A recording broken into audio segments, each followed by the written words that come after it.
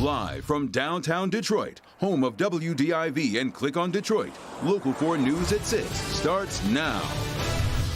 It's never happened before. A former UAW president pleading guilty today to federal crimes.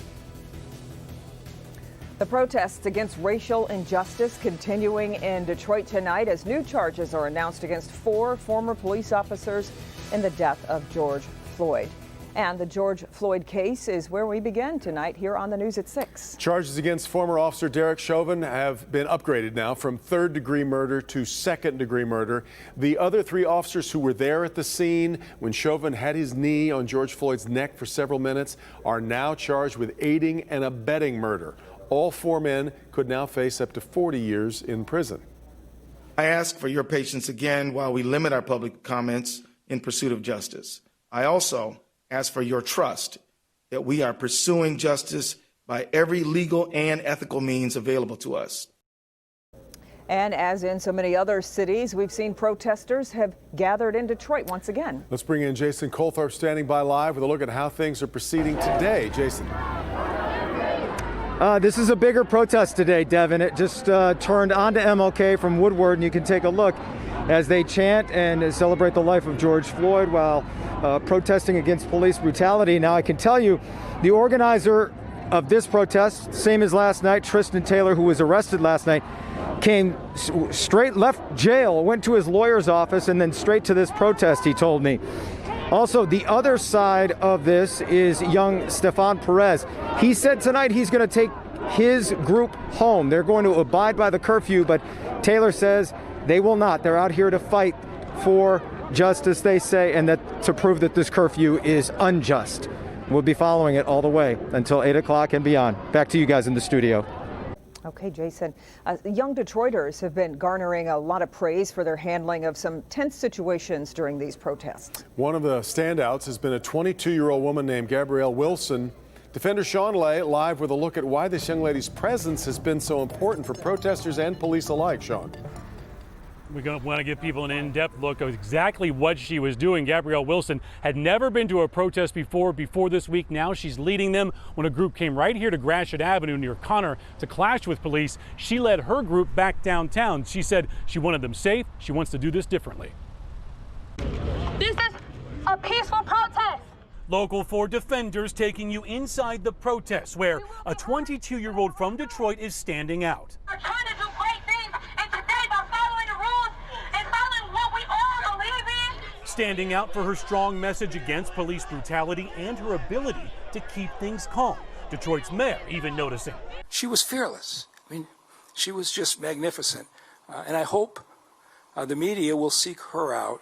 In fact, the defenders have been following Gabrielle Wilson for days. We understand that, and we are trying to leave. Just don't hurt them yet. She continues to work her shifts as a security guard and, on no sleep, continues to protest. Nobody wants to continue to have division. And if they can trust us and we can trust them, our neighborhoods will be completely different.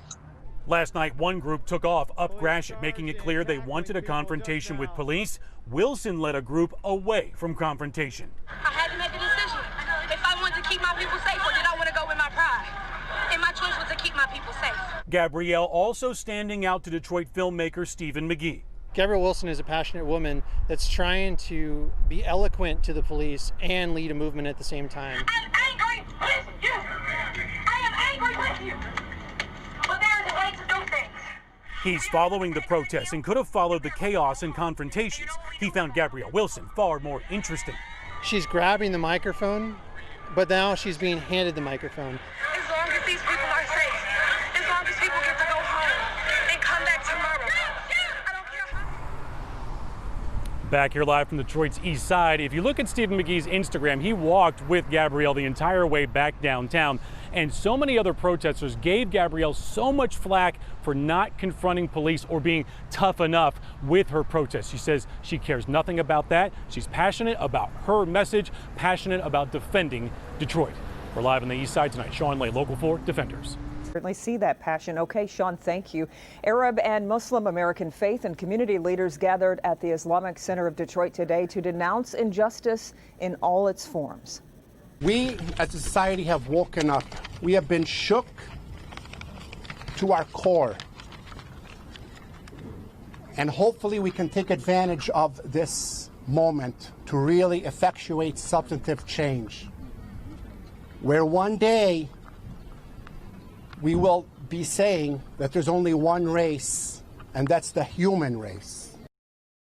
And another group speaking against racial injustice today was in Genesee County. Community leaders there, including the sheriff, recently seen in that viral video marching with protesters, came together to seek solutions, and our Victor Williams was there. Victor. You know, this was a public outcry and also a form of protest with not only so many members of the sheriff's department, but other community leaders who feel like everything that has happened recently in Minneapolis is a form of injustice. We know that what happened with George Floyd, we've seen far too many times. On the heels of the now viral video of Genesee County Sheriff Chris Swanson and other deputies marching with protesters, a similar event took place right in the front of the department. The meeting today was scheduled last Thursday. Wasn't even supposed to be this way. We didn't even know Saturday was going to be the Saturday it was that changed the world. Today's gathering was a part of a discussion about certain systemic racial inequalities plaguing our nation. In a nutshell, the department wants to set an example for the world to follow when it comes to minorities and the way they're treated by the law. From this point forward, everyone gets fair and equitable treatment. And we are going to get the training in place to make sure this happens. Dozens of local residents looked on as leaders like pastors, the county prosecutor, and a member from the Department of Civil Rights admitted there is a clear problem. Today we all are one, but it's most important that we hear you. To see all those that came together, it was beautiful. And the hope is that the change can spark a difference in departments all across the country and beyond. George Floyd changed American policing forever. And if Chris Swanson has anything to do with it, I'm going to make sure that we never forget. Shame on police if we ever go back to where we were the day before he met that officer. And the sheriff also tells me that this is just the first meeting of many that they're planning to have in Genesee County about equality. Victor Williams, Local 4. All right, Victor. A Republican state rep from St. Clair County is getting some criticism for a Facebook post about defending his property from potential rioters. Gary Eisen owns a couple of businesses, including one that offers personal protection classes for concealed carry permit holders. His post references a conversation with a customer about protests and rioting, paraphrasing here the customer as saying liberals look for trouble while conservatives prepare for it, to which Eisen wrote he might, quote, load up a few more mags of ammunition.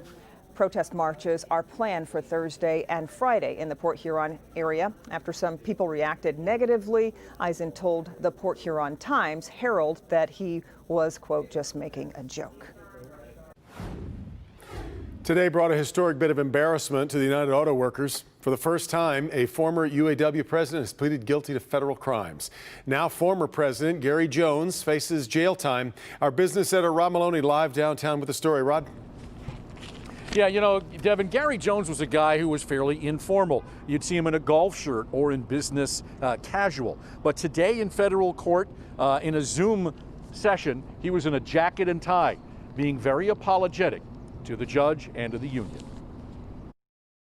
It was an ominous scene last August. The FBI and IRS raided Gary Jones' Canton home. A neighbor spoke of watching agents in the garage. One of the gentlemen was sitting on the garage floor going through some wads of cash. They seized just over $30,000 in a set of golf clubs that day. Jones will forfeit them as part of his plea deal.